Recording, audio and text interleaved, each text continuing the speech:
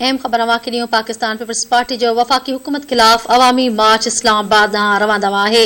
अवामी मार्च अॼु साहिवाल ओकड़ा पतोकी खां थींदो 5 मार्च ते लाहौर पहुची रहियो आहे। अवांखे आगाह कयूं पिया। पीपीए जे अवामी मार्च में वॾे अंग में जियालिया ऐं जालियूं शरीक आहिनि। लॉन्ग मार्च जे रूट वारनि इलाक़नि खे बैनरनि ऐं झंडनि सां सींगारियो वियो आहे।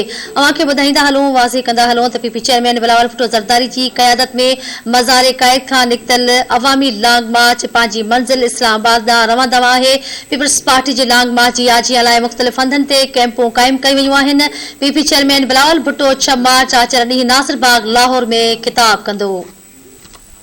अवामी मार्च वज़ीराबाद राला मूसा जेलम खां थींदो लियाकत बाग रावलपिंडी पहुचंदो। 8 मार्च ते अवामी मार्च रावलपिंडीअ खां पंहिंजी आख़िरी मंज़िल इस्लामाबाद पहुचंदो।